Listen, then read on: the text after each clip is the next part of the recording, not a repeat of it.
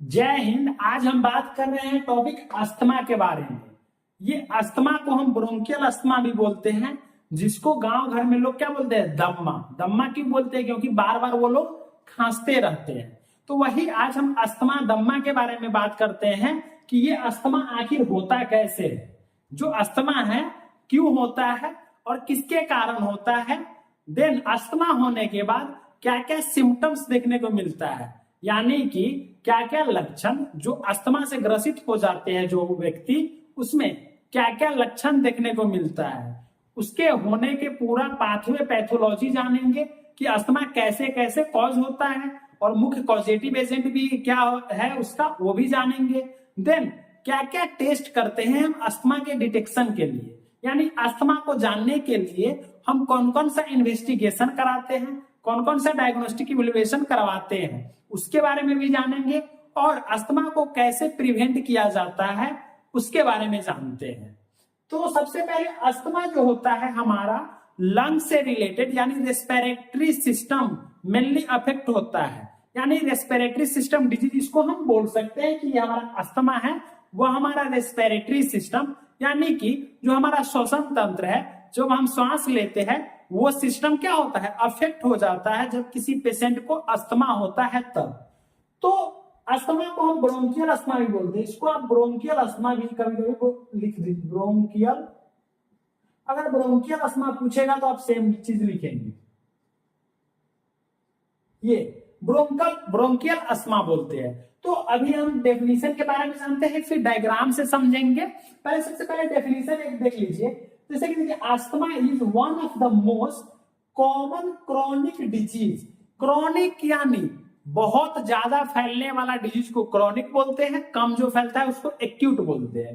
तो ये chronic disease है ऑफ चाइल्डहुड, यानी कि बच्चों में होने वाला यह क्या है, कॉमन है डिजीज, कॉमन बीमारी है। यानी कि देखिए यहाँ बच्चों में भी होता है। आप तो ज्यादातर सुने होंगे कि बुजुर्गों में होता है कि बुजुर्ग बार बार खांसी कर रहा है, लेकिन ये सबसे ज्यादा बच्चों में भी होता है। क्या, childhood affecting more than 6 million children.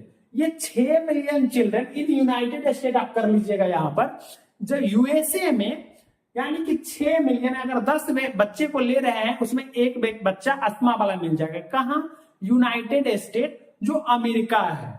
यानी कि यूनाइटेड स्टेट में 6 मिलियन चिल्ड्रन क्या है, अफेक्टेड है किससे, अस्थमा से। अस्थमा बीमारी से 6 मिलियन बच्चा अफेक्टेड है। लेकिन इंडिया में बात किया जाए तो इंडिया में देखिए अमेरिका का ये था, ये क्या था, अमेरिका। अमेरिका में कितना, 6 मिलियन, 6 मिलियन। लेकिन अगर हम बात करें इंडिया, इन इंडिया में अप्रोक्सीमेटली 8%, यानी 8% बच्चे हमारे इंडिया के भी ग्रसित है। ये किसी भी एज में हो सकता है, ये नहीं कि सिर्फ बच्चे में होता है, ये बुजुर्गों में भी हो सकता है, एडल्टहुड वाले एज में भी हो सकता है, और बच्चे में तो होता ही होता है। अब सबसे पहले ये थोड़ा हम जान लेंगे, बच्चे के बारे में रिसर्च कर लेते हैं कि बच्चे में क्यों होता है। देखिए बच्चे में मुख्य कारण है, क्या मुख्य कारण है, अगर बच्चे के पेरेंट्स में से कोई मदर या फादर, अगर किसी एक को अस्थमा की बीमारी है, यानी कि अस्थमा का बीमारी अगर आपके माता पिता में से किसी एक व्यक्ति को है, तो जो हमारे उनके बच्चे होंगे उसमें 30%, यानी कि कितना, 30% चांस होता है किसमें होने का, बच्चे में होने का। यानी कि यदि आपके मदर या फादर किसी में अस्थमा की बीमारी है तो वह चांसेस आपके बच्चे में कितने हो जाते हैं, यानी कि हमारा 30%। अगर आप दोनों में से किसी में है तो आपके जो बच्चे होंगे उसमें कितने, 30% चांसेस होंगे अस्थमा के। लेकिन आपके मदर और फादर दोनों को अस्थमा, यानी कि सपोज दैट कि जो हम हैं और हमारी जो वाइफ होगी, उस दोनों को अगर अस्थमा है तो हमारे जो बच्चे होंगे उसमें 60% होंगे। यानी कि बोथ जो कपल्स होंगे अफेक्टेड है अस्थमा से, तो उसमें 60% चांसेस है अस्थमा के। ये तो आप समझ गए जेनेटिकली।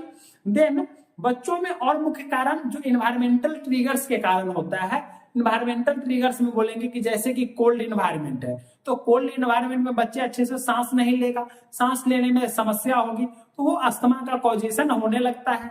फिर डस्ट के कारण, डस्ट हर जगह अवेलेबल होता है घर में, चाहे वो जो हमारा बेड हो वहां अवेलेबल होता है, एसी हो, कूलर हो, सब जगह से डस्ट थोड़ी थोड़ी आती ही रहती है। तो मेन कारण है डस्ट के कारण भी क्या होता है, अस्थमा। देन स्मोक, यानी कि धुएं वगैरह। अब धुएं वगैरह कहीं भी फैल सकता है, यदि आप बाहर जलाइए तो वो धुआं आपके घर के अंदर भी आएगा, जो आपका एग्जॉस्ट वगैरह लगा हुआ है या आप कोई कूलर वगैरह चला रहे हैं उसके कारण भी आ सकता है, तो वो भी अस्थमा का मुख्य पॉजिटिव एजेंट होता है आपके बच्चे में होने का। तो ये सारे क्या है, कारण है कि बच्चे में अस्थमा ट्रिगर्स करने का बहुत सारे कारण है, इन्फेक्शन से भी होता है। तो ये हम जाने कि बच्चे में क्यों होता है जो अस्थमा।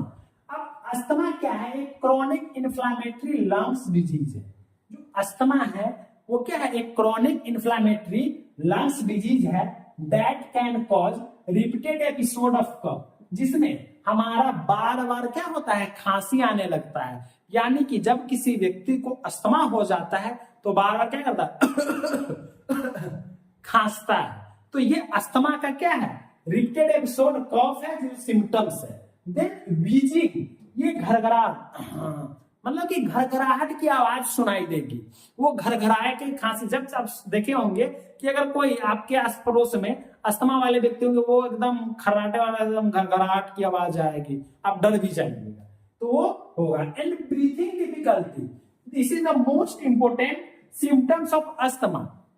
अब ये इंपोर्टेंट है इसलिए क्योंकि जब आपका अस्थमेटिक पेशेंट है उसका जो होगा एयरवे होगा वो क्या हो जाएगा, नैरो हो जाता है। अब नैरो होने के बाद उसमें और सारा म्यूकस प्रोडक्शन सब होने के कारण हमारा अब किसी पाइप है, अब किसी पाइप में थोड़ी ब्लॉकेज आ जाएगी तो पानी की सप्लाई पूरी होगी, नहीं होगी। सेम उसी प्रकार हमारे अंदर भी जो हमारा ब्रोंक्यूल्स होता है उसमें ल्यूमेन तरह का होता है, यानी ल्यूमेन बोले तो वो एरिया का होल, पाइप बोले तो उसके एरिया में जितना ये जो होल है उसको ल्यूमेन बोलते हैं।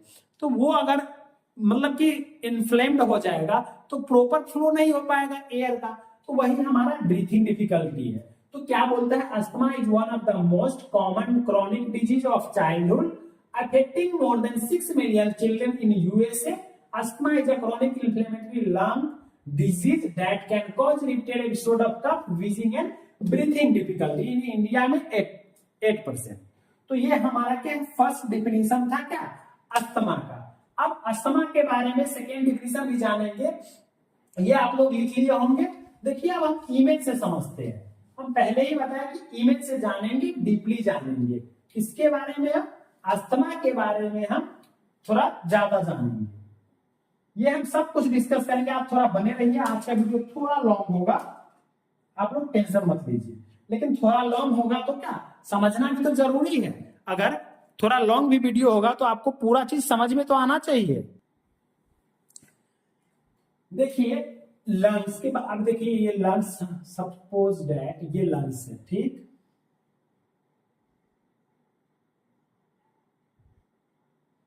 ये क्या है हमारा, ये लंग्स है। कुछ इसी प्रकार हमारा क्या होता है, लंग्स होता है, ये हमारा लंग्स है, ठीक।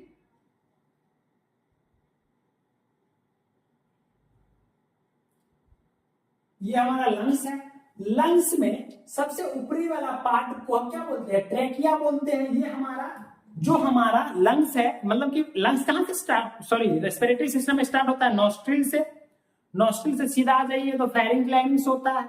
फिर फेरिंगलाइनिस के बाद कहां आ जाता है, सीधा एपिग्लोटिस से नीचे आते हैं तो हमारा ट्रेकिया स्टार्ट हो जाता है। तो वो ट्रेकिया के बाद हमारे लंग्स में दोनों लंग्स में जाते हैं दो स्ट्रक्चर। वो क्या होता है, ब्रोंकाई होता है, प्राइमरी ब्रोंकाई और सेकेंडरी ब्रोंकाई। यानी कि हमारा यहाँ ये हमारा क्या है, ट्रेकिया है। ट्रेकिया के जस्ट इधर आया दोनों में तो वो हमारा प्राइमरी ब्रोंकाई होता है। प्राइमरी ब्रोंकाई के बाद जो वो डिवाइडेड हो जाता है किसमें, ब्रोंक्यूल्स में, यानी छोटे छोटे पार्ट में डिवाइड होने लगता है। तो यही छोटे, देखिए ये क्या है, हमारा ट्रेकिया है। ये हमारा ट्रेकिया है और ये प्राइमरी एंड सेकेंडरी ब्रोंकाई है, इसको ब्रोंकाई बोलते हैं, ज्यादा लॉन्ग नहीं वीडियो करेंगे। और इसके बाद जो ये छोटा छोटा स्ट्रक्चर होता है उसको हम बोलते हैं ब्रोंक्यूल्स। क्या? Bronchioles, CHIOLES, bronchioles. और ये नीचे वाला पार्ट को, जो नीचे वाला पार्ट होता है उसको हम क्या बोलते हैं? एल्वियोलाई बोलते हैं। यानी कि ये हमारा, इसमें नीचे में क्या लगा रहता है, इसको बोलते हैं एल्वियोलाई, एल्वियोलाई। तो ये हमारा क्या रेस्पिरेटरी सिस्टम है। अब देखिए यहाँ जो अस्थमा जो है, अगर हम बात करेंगे अस्थमा जिसको व्यक्ति, जैसे कि नॉर्मल वाला हम देखते हैं तो हम एक ब्रोंक्यूल्स उठाते हैं यहाँ पर, ये हमारा ब्रोंक्यूल्स है। सेम इसी तरह होता है, हम ल्यूमेन की बात करेंगे तो ये हमारा ल्यूमेन होता है। अब ल्यूमेन में, ये जो ल्यूमेन है, ल्यूमेन के चारों तरफ क्या होता है, हमारा म्यूकस होता है। यानी ल्यूमेन के चारों तरफ क्या होता है, म्यूकस से घिरा होता है हमारा ल्यूमेन। अब ये नॉर्मल है, नॉर्मल है यानी कि ये नॉर्मल एयर जो ब्रोंक्यूल्स है, ये नॉर्मल कंडीशन है। जब किसी व्यक्ति को अस्थमा नहीं हो रहा होता है तो उसका ल्यूमेन पूरी तरह क्लियर होता है, जिसके कारण O2 का सप्लाई प्रॉपर होता है। यानी कि ऑक्सीजन इसमें क्या करेगा, O2 प्रॉपर सप्लाई होगा O2 का। लेकिन जब वही हम अस्थमा की बात करेंगे, जब हम अस्थमा की बात करेंगे तो अस्थमा में हमारा क्या होगा, ल्यूमेन क्या होगा, छोटा हो जाएगा, कंस्ट्रिक्ट हो जाएगा, इसमें इन्फ्लामेशन आ जाएगा। क्या आ जाएगा, इन्फ्लामेशन आ जाएगा। ये अस्थमेटिक, अस्थमेटिक, ये अस्थमेटिक कंडीशन है। इसमें O2 का सप्लाई प्रॉपर नहीं होगा, O2 का सप्लाई क्या होगा, डिक्रीज हो जाएगा, प्रॉपर ऑक्सीजन का सप्लाई नहीं होगा। हमने रेस्पिरेटरी सिस्टम में पढ़ा था कि जो हमारा, देखिए ये अगर हमारा जो एल्वियोलाई है, अगर ये हम अगर बड़ा करके देखेंगे, जो हमारा एल्वियोलाई है, एल्वियोलाई का क्या फंक्शन होता है कि जो हमारा लंग्स ऑक्सीजन लिया तो वो ऑक्सीजन ये ऑक्सीजन लेकर के आया और यहाँ हमारा ब्लड रहता है। ब्लड क्या किया, जो CO2 लेकर आया था उसको क्या किया, एल्वियोलाई से एक्सचेंज कर दिया। यानी O2 को HB हीमोग्लोबिन लेकर के चला जाएगा और CO2 को दे देगा एल्वियोलाई को, और एल्वियोलाई क्या करेगा, बाहर फेंक देगा, यानी उसको धक्का देके बाहर निकाल देगा। तो हमारा ये प्रक्रिया हमने पढ़ा था कि जो एल्वियोलाई है उसका काम क्या होता है, गैस एक्सचेंज का काम होता है। तो ये जाने थे, जब हमारा जो अफेक्टेड हो जाता है तो हमारा ल्यूमेन इसमें इन्फ्लेक्ट हो जाएगा, तो प्रॉपर उसका क्या होगा, एयर फ्लो नहीं होगा, तो वो हमारा क्या है, ये ल्यूमेन कम होने के कारण ये अस्थमा कॉज हो जाता है प्रॉपर, यानी शॉर्टनेस ऑफ ब्रीथ देखने को मिलता है, कफ, एक्सेसिव कफ देखने को मिलता है। तो ये हमारा डायग्रामेट्रिक हम समझे हैं। देखिए सेकेंड डेफिनेशन क्या है, asthma is a chronic inflammatory disorder. Asthma एक क्या है, क्रोनिक इन्फ्लामेटरी डिसऑर्डर, जो हम पहले भी जाने हैं, of airway caused by the allergic response of bronchi resulting in reversible narrowing. यानी कि कोई भी एलर्जिक रिस्पांस हो सकता है, जो हम पहले बच्चों में बताए थे, सेम एडल्टहुड और ओल्ड एज वाले पीपल में भी अप्लाई होगा, किसी भी डस्ट के कारण, डस्ट एरिया के कारण। और ये बहुत सारे मेन कॉजेज है, उसके बारे में हम आगे जानेंगे, रिस्क फैक्टर है बहुत सारा।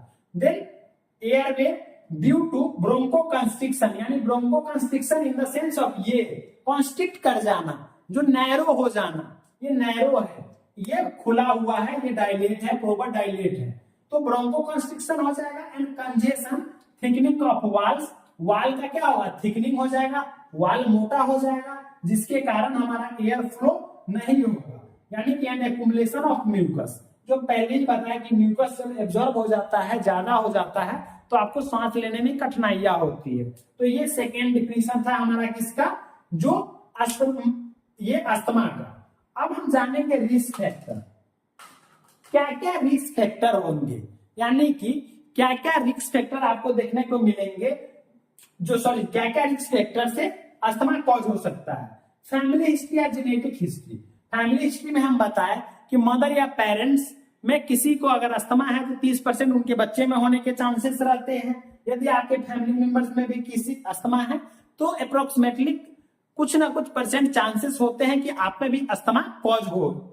लेकिन हिस्ट्री ऑफ एलर्जन, ये हिस्ट्री ऑफ एलर्जन है, इसमें बहुत सारे इसमें एलर्जन के कारण बहुत लोगों को डस्ट से एलर्जी होती है, स्मोक से एलर्जी होती है, धुएं वगैरह एरिया में नहीं जाना चाहते हैं, तो वो एलर्जन के कारण, बहुत सारे एलर्जन के कारण क्या होता है, अस्थमा होने के चांसेस होते हैं। Then passive smoking, passive smoking यानी सेकेंड हैंड स्मोकिंग, हम इसलिए बोल रहे हैं कि लोग स्मोक करते हैं, बहुत मौज मस्ती में स्मोक करते हैं, लेकिन उसके साथ जो उसका दोस्त रहता है वो स्मोक नहीं करता है, फिर भी उसके भी अंदर होने के चांसेस होते हैं अस्थमा, दम्मा की बीमारी जो होती है उसके साथ भी होने की चांसेस रहते हैं। तो आप लोग भी सतर्क रहे और अपने दोस्तों को भी समझाएं। देन ओबेसिटी, ओबेसिटी के कारण भी होने के चांसेस है, अर्बन लिविंग के कारण, देन रेगुलर यूज ऑफ नेसिस ड्रग्स के कारण, लो बर्थ वेट यानी कि लो बर्थ वेट के कारण भी क्या अस्थमा कॉज होने के चांसेस है। तो ये सारे कॉज है किसके, अस्थमा कॉज होने के रिस्क फैक्टर्स है।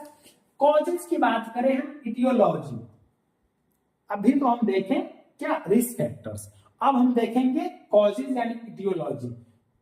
इटियोलॉजी में एटमॉस्फेरिक पॉल्यूटेंट, ये एटमॉस्फेरिक पॉल्यूटेंट में सिगरेट स्मोकिंग, देखिए smoking one of the most important cause है, क्योंकि अभी के समय में लोग बीमार ऐसे नहीं होते हैं, बीमार को जो बीमारी है उसको खरीद कर लाते हैं, जो डिजीज कंडीशन है उसको बाहर से आप परचेज करके लाते हैं, फिर बाद में सोचते हैं अरे भाई हम बीमार कैसे पड़ गए, लेकिन ये नहीं सोचते जब खरीदते हैं तब तो मौज में रहते हैं, अरे भाई आज तो 4 सुट्टा लगाना है, 5 सुट्टा माने कि 5 धुकना है, एक बंडल खत्म कर देना है, कहीं दोस्त के पास गए तो पूरा खत्म कर देते हैं, रात रात भर नाइट पार्टी चलती है बहुत सारे लोगों को। तो ये हमारा सिगरेट स्मोकिंग, आप भी सतर्क हो जाइए, स्मोकिंग करने से बचिए, क्योंकि अस्थमा आप में भी होने के बहुत चांसेस है। अभी आपको फर्क नहीं पड़ेगा, लेकिन आप जब ओल्ड एज में जाएंगे, जब आप बूढ़े होंगे, तो ये जो सिगरेट स्मोकिंग आप किए होंगे तो वो आप पर हावी हो जाएगा आगे चल करके। जब भी आपका इम्यूनिटी लो होगा तो अस्थमेटिक कंडीशन क्या होगा, बढ़ जाएगा, उसके साथ साथ बहुत सारे डिजीज होने के चांसेस बढ़ जाएंगे आपके अंदर। इंडस्ट्रियल स्मोक, अब बहुत सारे ऐसे वर्क प्लेस होते हैं जहां बहुत धूल उड़ती है, बहुत ज्यादा स्मोक होती है, बहुत ज्यादा सब मतलब कि बहुत ज्यादा मात्रा में क्या होती है स्मोक, डस्ट वगैरह क्रिएट होता है, तो वहां भी अस्थमा होने का मुख्य कारण है। देन सल्फर डाइऑक्साइड, ये कुछ जो केमिकल्स है उसके कारण भी अस्थमा होता है, फॉर्मल्डिहाइड वगैरह सल्फर डाइऑक्साइड के कंटेंट में आप ज्यादा रहते हैं तो ये अस्थमा कॉज करने का मुख्य कारण है। Then environmental factors, environmental factors में जैसे कि change in temperature, mostly cold air, यानी कि जब सर्दी आती है उस समय हमारा क्या होता है, जो रेस्पिरेटरी ट्रैक्ट होता है वो पूरा क्या होता है, कॉन्स्ट्रिक्ट होने लगता है, उस समय भी हमको अस्थमा होने के चांसेस बढ़ जाते हैं, यानी कोल्ड प्लेस में जाते हैं तो आपको सांस लेने वगैरह में बहुत सारी कठिनाइयां होती है। देन चेंज इन ह्यूमिडिटी यानी ड्राई एयर, ड्राई एयर के कारण भी क्या होता है, अस्थमा कॉज हो सकता है। देन एलर्जन, एलर्जन इनहेलेशन यानी कि जैसे कि सल्फेट, बियर, वाइन, ईटीसी, ये सारे से एलर्जी, जिस सबको एलर्जी है उसके कारण क्या होगा, अस्थमा कॉज होगा, डस्ट वगैरह भी आ जाएगा इसी में। स्ट्रेस और इमोशनल अपसेट, देखिए स्ट्रेस और इमोशनल अपसेट के कारण लोग बहुत ज्यादा स्ट्रेस लेने लगते हैं, उसके कारण भी जो उसका जो पैटर्न होता है, जो श्वसन तंत्र का सिस्टम होता है, रेस्पिरेटरी सिस्टम होता है, वो भी क्या होता है, डिस्टर्ब हो जाता है, उसके कारण भी हमको अस्थमा होने के चांसेस रहते हैं। देन मेडिकेशन में कुछ आएंगे, नेसिव ड्रग्स, बीटा ब्लॉकर्स के कारण क्या होगा, अस्थमा हो सकता है। और स्ट्रॉन्ग ऑर्डर और परफ्यूम्स, कभी कभी देखते हैं कि बहुत ज्यादा स्मेल वाला जो भी परफ्यूम्स वगैरह है उसके कारण भी पूरा एकदम पूरा झंझन आ जाता है, पूरा माथा सर घूमने लगता है, तो उसके कारण भी क्या अस्थमा होने के चांसेस रहते हैं। तो ये सारा क्या है, अस्थमा के में जो मुख्य पॉजिटिव एजेंट है वो हम जाने। अब हम आगे जानते हैं क्या टाइप्स देख लेते हैं थोड़ा। टाइप्स में 2 ही है, एक्सट्रिंजिक है, इंट्रिंजिक है, जिसको एक्सट्रिंजिक को एलर्जिक बोलते हैं, नॉन एलर्जिक बोलते हैं। इसको हम बहुत ज्यादा डीपली बाद में जानेंगे, लेकिन इसमें ये जो चिल्ड्रेन में ज्यादातर एलर्जी के कारण होता है और नॉन एलर्जिक जो ओल्ड एज वाले में होते हैं, क्योंकि बच्चे बहुत सेंसिटिव बॉडी होती है, बहुत कोमल बच्चा होता है, इसलिए उसको बहुत संभाल के रखा जाता है। और अपने बच्चों को आप ध्यान रखेंगे कि जो स्मोकर होंगे उससे दूर रखेंगे, उससे आपका बच्चा सुरक्षित रहेगा। देन ये हमारा क्या है, टाइप्स।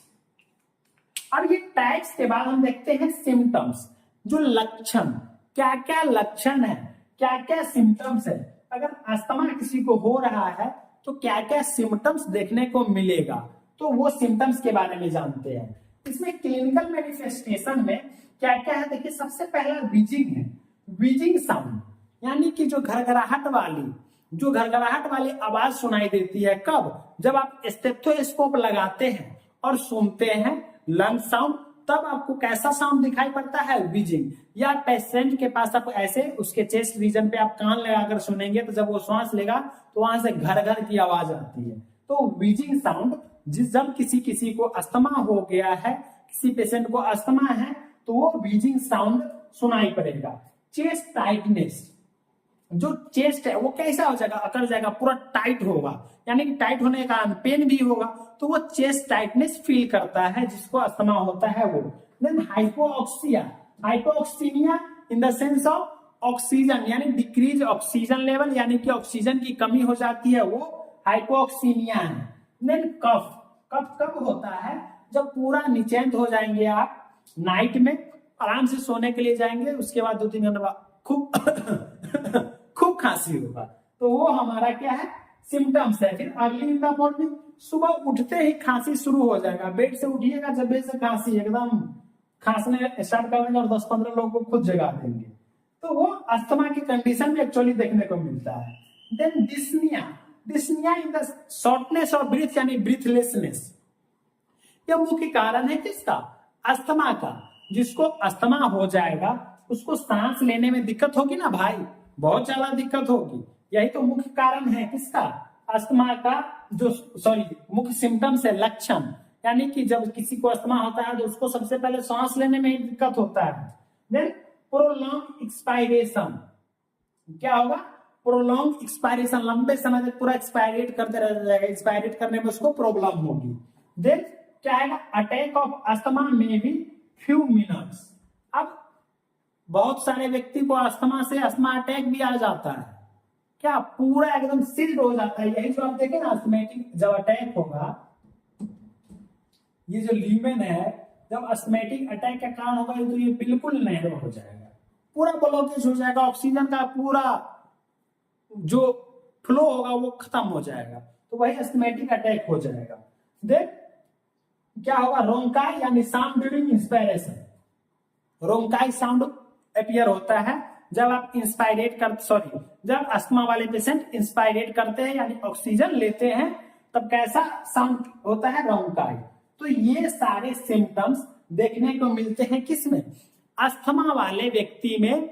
यानी कि जब किसी व्यक्ति को अस्थमा होता है तब कौन सा सिम्टम्स देखने को मिलता है, तो ये व्हीजिंग साउंड, कफ, डिस्निया, प्रोलॉन्ग एक्सपायरेशन जो होता है वो हो जाता है, चेस्ट टाइटनेस, हाइपोऑक्सीमिया, तो ये सारे सिम्टम्स देखने को मिलते हैं। यदि आपने जाना, डेफिनेशन में ये क्या है, लंग्स डिजीज है, कौन, अस्थमा डिजीज है, जो इन्फ्लामेटरी कंडीशन होता है, उसमें हम प्रॉपर एयर नहीं, जो हम एयर लेना चाहते हैं उसमें शॉर्टनेस ऑफ ब्रीथ हो जाती है, प्रॉपर एयर का फ्लो नहीं हो पाता है, उसके कारण क्या होता है, अस्थमा कॉज हो जाता है।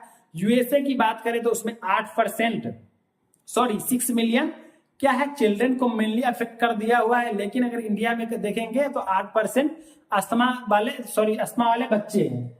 उसके बाद हम जाने कॉजेज, क्या क्या कॉजेज है।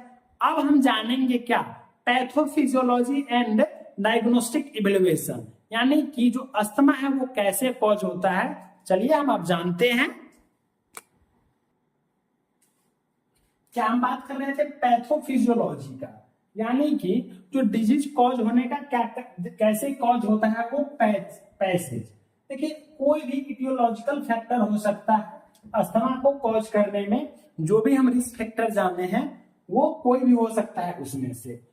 तो जब जो हम डस्ट के कांटेक्ट में आते हैं, एलर्जन के कांटेक्ट में आते हैं या स्मोक के कांटेक्ट में आते हैं, तो वो हमारा शरीर के अंदर जाकर के क्या करता है कि जब वो जाता है तो हमारे ब्रेन से सिग्नल जाता है कि कोई बाहरी सब्सटेंस इंटर किया है बॉडी में, यानी कि हमारा न्यूरोट्रांसमीटर, यानी कि जो न्यूरोट्रांसमीटर होता है वो एसिटाइल कोलिन को रिलीज करता है। यानी एसिटाइल कोलिन को ज्यादा रिलीज होने के कारण लंग्स में क्या क्या होता है, म्यूकस का सेक्रेशन बढ़ जाता है। जब एसिटाइल कोलिन रिलीज होता है तब क्या होता है, जो म्यूकस है, जो आप म्यूकस देखे थे, जो ये ल्यूमेन है, ये ल्यूमेन के अंदर, ये आप देखे थे ये ल्यूमेन है, इसके बाहर एक म्यूकस होता है, इसका सेक्रेशन बढ़ेगा तो वो क्या होगा, ब्लॉक होगा धीरे धीरे, तो म्यूकस का सेक्रेशन क्या हुआ, बढ़ गया। देन एयरवे मसल कंस्ट्रक्शन, जो एयरवे का मसल है, यहां पर कौन सा मसल होता है, स्मूथ मसल होता है, स्मूथ मसल होता है। कहां, जो ब्रोंक्यूल्स में जो मसल होता है वो क्या होने लगेगा, कंस्ट्रिक्ट होने लगेगा। उसके कंस्ट्रिक्शन के कारण हमारा जो वो भी नैरो होने लगता है, यानी कि जो हमारा स्वेलिंग होगा कहां, ब्रोंकियल मेम्ब्रेन में। यानी कि कोई भी हमारा जो ट्रिगर्स है, यानी इटियोलॉजिकल फैक्टर्स है, वो इंटर करेगा हमारे शरीर के अंदर, तो हमारा ब्रेन सिग्नल देगा, लंग्स में जाए क्या, न्यूरोट्रांसमीटर का काम क्या होता है, रिलीज करना कोई भी चीज, जो न्यूरो रिलीज करेगा एसिटाइल कोलिन, और एसिटाइल कोलिन क्या करेगा, हाइपर सेक्रेशन करेगा म्यूकस का, एयर मसल कॉन्स्ट्रिक्ट कर देगा, स्वेलिंग ब्रोंकियल मेम्ब्रेन को स्वेल कर देगा। उसके बाद नैरोइंग ब्रीथिंग पैसेज, जो हमारा ब्रीथिंग पैसेज है उसको क्या करेगा, नैरो कर देगा, यानी कि कम कर देगा। जब नैरो करेगा तो आपको सांस लेने में कठिनाई होगी और बीजिंग साउंड प्रोड्यूस होगा, वही हमारा शॉर्टनेस ऑफ ब्रीथ होगा, और साउंड कैसा आएगा, बीजिंग, घर घर वाली आवाज आएगी। कफ होगी, खांसी आने लगती है, यानी कि खांसने लगते हैं लोग।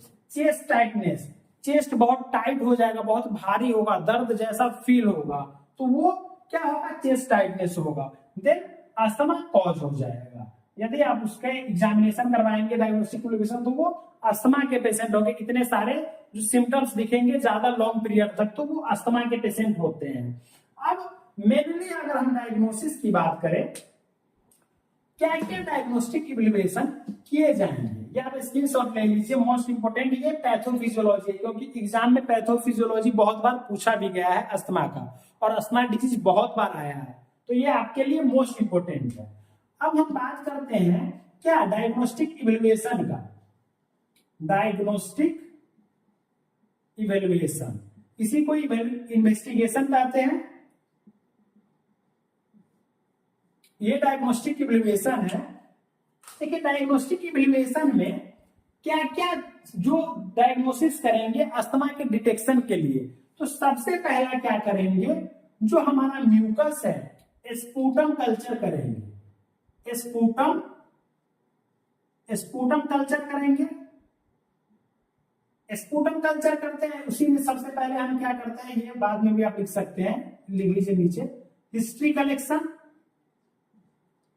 हिस्ट्री कलेक्शन इसलिए करेंगे क्योंकि पहले हिस्ट्री कलेक्शन करने से पता चल जाएगा कि इनके परिवार में, यानी इनके पेरेंट्स को भी अस्थमा है कि नहीं है, इनके फैमिली मेंबर्स में किस किस को अस्थमा है, तो वो पेरेंटल हिस्ट्री, फैमिली हिस्ट्री वगैरह लेंगे। तो ये history collection. Physical examination, physical examination करेंगे, यानी कि फिजिकल एग्जामिनेशन आप करेंगे, यानी कि आप स्टेथोस्कोप से क्या अस्कल्टेट करेंगे, लंग साउंड सुनेंगे, तो कैसा साउंड देगा, सुनाए, जो व्हीजिंग साउंड था वैसा। तो ये अस्कल्टेट इसमें करेंगे हम, अस्कल्टेशन ऑफ लंग्स लिख सकते हैं आप, अस्कल्टेशन ऑफ लंग्स ये करते हैं। एलएफटी करते हैं, लंग्स फंक्शन टेस्ट या पल्मोनरी फंक्शन टेस्ट, ये दोनों टेस्ट करते हैं, लंग्स फंक्शन टेस्ट या pulmonary function test. Chest X-ray करते हैं, चेस्ट एक्सरे करके भी हम पता करते हैं। देन सीटी स्कैन भी करते हैं, क्या करते हैं, सीटी स्कैन करते हैं, फिर एमआरआई भी करते हैं, मैग्नेटिक रेजोनेंस इमेजिंग। उसके बाद क्या कर सकते हैं, ब्लड टेस्ट,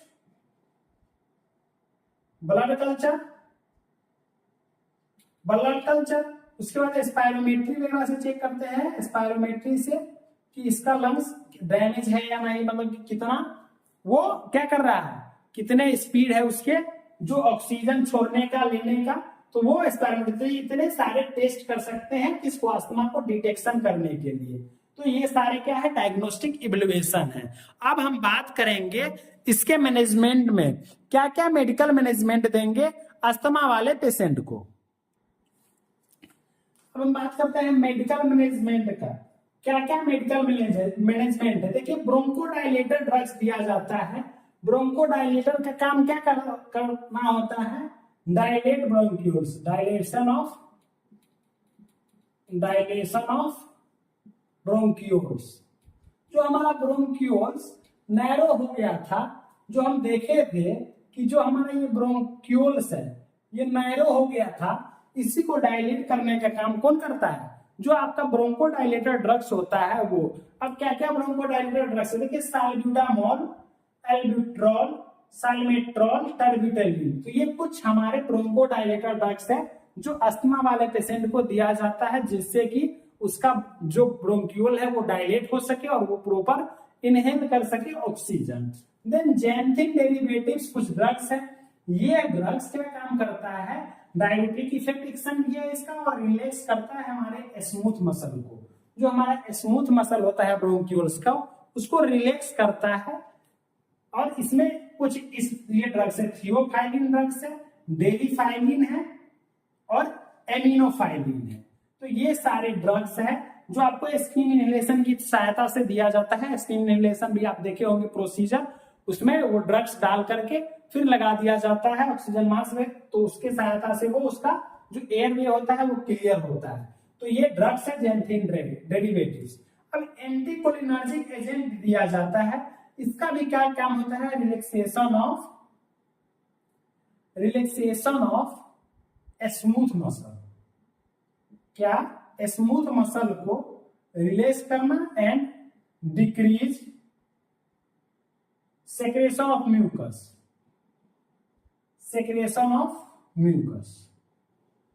ये म्यूकस के सेक्रेशन को डिक्रीज करता है और हमारे स्मूथ मसल को रिलैक्स करता है। कौन, जो हमारा एंटीकोलिनर्जिक ड्रग है वो। तो ये इसमें आता है इप्राट्रोपियम ब्रोमाइड वगैरह आता है, और ये ड्रॉपिन सल्फेट नेबुलाइजर के नाम से आता है नेबुलाइज करने के लिए। तो ये हमारे ड्रग्स आते हैं। देन कॉर्टिकोस्टेरॉइड में एंटी इन्फ्लेमेटरी और एंटी एलर्जिक ड्रग्स को हम लिखे हैं, जिसमें मिथाइल प्रिंडेंसिलॉन और बेटा मेथार्सोन। यानी एलर्जिक कंडीशन को रिड्यूस करना है तो एंटी एलर्जिक ड्रग्स देंगे। देन एंटी इन्फ्लामेटरी कंडीशन को रिलीज करना है तो ये सारे हम इन्फ्लामेटरी ड्रग्स देते हैं, नैसिड्स ड्रग्स वगैरह प्रोवाइड करते हैं। Then antibiotics prevents infectious condition. क्या, प्रिवेंशन ऑफ इन्फेक्शियस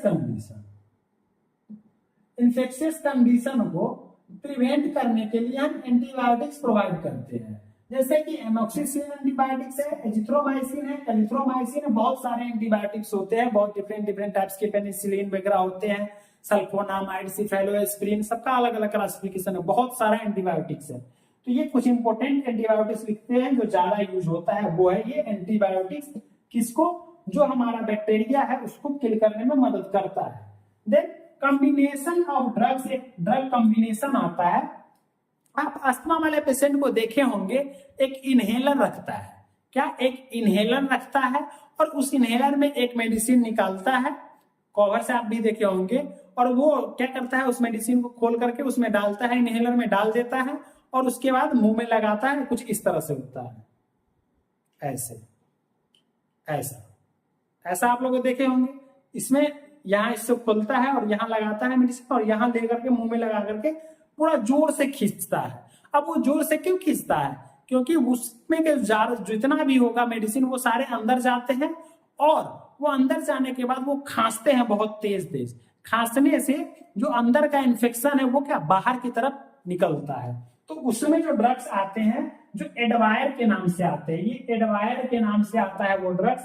उसमें क्या क्या चीज का मिक्सचर होता है, ग्लूकोकॉर्टिकॉइड्स, फ्लूकेटिजोन, प्रोपायोनेट, ये सब तीनों 100 mcg होता है, और साल्मेट्रॉल 50 mcg होता है। यानी कि ये हमारे 4 तरह के ड्रग्स एडवायर में यूज होते हैं। यह ड्रग्स एडवायर ड्रग्स हमारे अस्थमा, जो ब्रोंको स्पाज्म हो गया है उसमें, ब्रोंकाइटिस हो गया है उसमें, देन सीओपीडी है उसमें, इन सारे कंडीशन, इम्फाइसीमा वगैरह में यूज होता है ये ड्रग्स। तो ये हमारा क्या था, जो मेडिकल मैनेजमेंट है कि कैसे हम अस्थमा को ट्रीट करते हैं। तो ये हमारा मेडिकल मैनेजमेंट था। नर्सिंग मैनेजमेंट में आप खुद लिख सकते हैं कि हिस्ट्री कलेक्शन वगैरह करना है, वाइटल साइन लिए है, जो जो आप मैनेजमेंट करेंगे वो सारा intake output chart, hygiene maintain करना है, देन ये सारा कुछ आप नोट कर सकते हैं। तो वो उतना इंपॉर्टेंट नहीं है बताना, वो आप खुद कर सकते हैं। तो ये हमारा पूरा मेडिकल मैनेजमेंट था। सर्जिकल मैनेजमेंट में जब ज्यादा अफेक्टेड पार्ट हो गया है, लंग कैंसर वगैरह हो जाता है, तो उस कंडीशन में रिमूव किया जाता है, लेकिन अस्थमा के कंडीशन में मेनली सर्जरी बहुत कम चांस है कि किया जाता है। तो ये हमारा क्या है, अस्थमा टॉपिक। आई होप सभी लोग समझे होंगे। इस चैनल को अगर आपने अभी तक सब्सक्राइब नहीं किया है तो सब्सक्राइब कर लीजिए, और इस वीडियो को लाइक कीजिए, और कमेंट में भी बताएं कि यह लेक्चर आपको कैसा लगा, आपके लिए हेल्पफुल रहा कि नहीं रहा, और आप किस लेक्चर पर वीडियो चाहते हैं वो भी आप कमेंट सेक्शन में बता सकते हैं। हम ट्राई करेंगे उस पर आपके लिए वीडियो लेकर आए, लेक्चर लेकर आए, और अलग अलग नए नए अंदाज में समझाने की कोशिश करें। तो थैंक्स फॉर वॉचिंग दोस्तों, मिलते हैं नेक्स्ट क्लास में।